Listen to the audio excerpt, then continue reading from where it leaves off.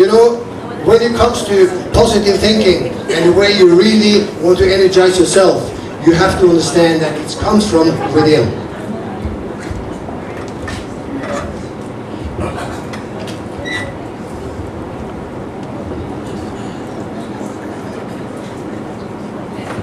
Endorphins on bottom.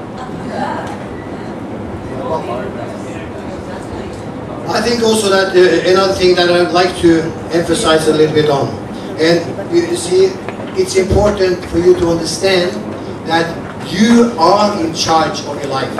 Don't blame anybody else for your mistakes, because if you do, you don't accept them. That means you are not able to learn from them. And it's much better to accept some mistakes and learn from them and take that knowledge and go on to life. That's why I would like to go into something which I think is very important. Too few people understand the magic of what I'm going to tell you in the next key here. And that is something called, very simply, take, responsibility, I think it is. Take responsibility. You see, what would you think your boss would say if you came to him one day and said, "Boss, I would like to have some more responsibility. I don't have enough to do. I'd like more work. Can you give me more responsibility?" I think he's going to get the shock of his life to start with, because he's not used to that.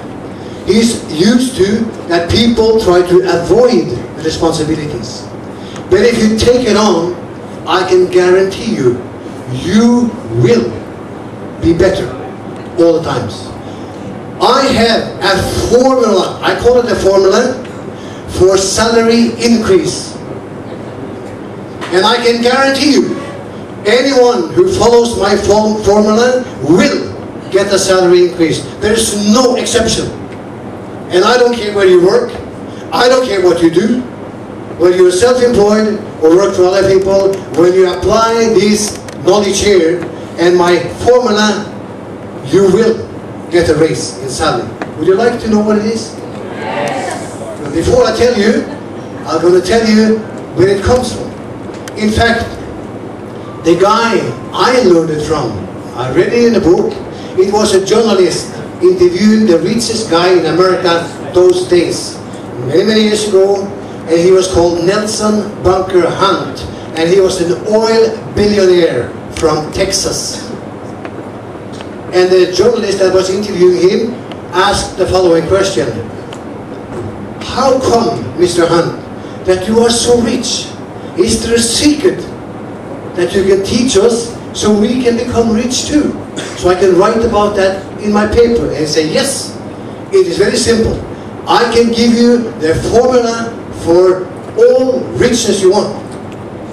You can make as much money as you want if you use this formula." And that's what I have been using to get all my money. You are still interested to hear the formula? Yes. Okay. Now, let me write it. He said, "I can tell you my formula with 3 words only."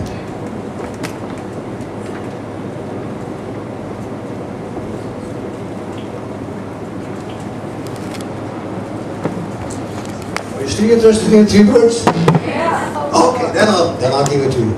He said, before he said these 3 words, you have to know how you get into it. Because he said, always, first, always do what you are paid to do. Always do what you are paid to do. Because in fact, if you have a job and you're not doing even what you are paid to do, do you think it's likely that you're going to get a raise? No.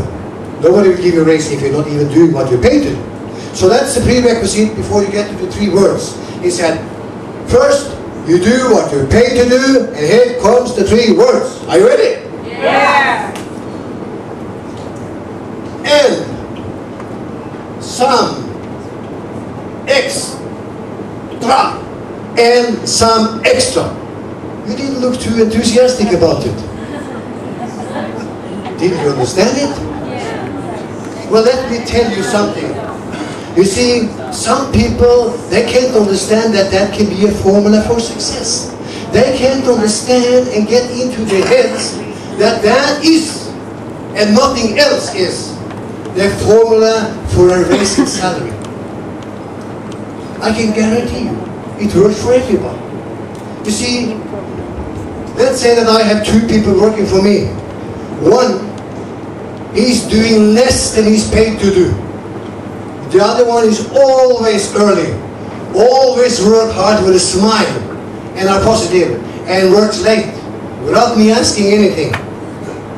Which one of those two do you think I would promote? Of course it's number two. Isn't that obvious? Nobody doubts that. But still, too many people, in fact, they're trying to get away doing less than they are paid to do. It's a deadly sin, because you will never ever get anywhere in life. Let me tell you a little story that I discovered how this law worked. My own life, I was 14 years old. And when I was 14 years old, I was working in a dairy. You know what a dairy is? That produces milk. You know? Oh, sorry, thank you. Dairy. Yeah. See, my English is not that. Dairy, thank you. A dairy. They produce milk and cheese and all kinds of stuff. You know, and I was working as a guy helping to carry milk cases on the truck and offload and unload, you know, between school. So I was there, and I was starting 5 o'clock in the morning, and 2 o'clock I was finished. And that particular day, it had been a flood. You had flood zero, so you know what it is. And at the time, it was raining, raining, raining. It was a flood. And I was just about to go home, finish my job, and then I saw 3 guys laughing and looking down in the basement where all the cheeses were. And in Norway we have cheeses, they are round like this. And they weigh about 20 kilo each. Huge cheeses. And you see, they were loaded into that storeroom from the bottom, close to the floor, and in rows like this up. And it was a room approximately this size here, with many, many rows of cheeses. And then suddenly they saw that the water was coming up towards the first row of cheese. And they were laughing, these guys, friends of mine. They said, ah, now all the rats gonna have fun. They're gonna eat a lot of cheese and have fun now. And when I saw this, I said, oh my God, let's go down and you know, try to save some cheese. And they said, ah, what the heck? You know, it's insured anyway. It's not my job. I said, no way. Let's help this guy. Let's go down and check it. So I went down alone. Those 3 guys were still there laughing at me too. Not that they laughed at me and the rats. You see? And I took all, as much as I could. I took each cheese, 20 kilo, and I was shuffling them up. I was relifting them, throwing them higher and higher over above the water, of course. The water was coming slow. For 45 minutes, 3/4 of an hour, I was sweating like a devil because it's heavy, 20 kilos, you know. Fast, fast, fast. And I was keeping on until I saw that the water was falling down again. Pardon? Subsided. Yeah, subsided. The water was subsided. Then I said, okay, now it's no dangerous anymore, so I can go home. And I went home. I was a 14-year-old boy. I just did what I thought was correct to do.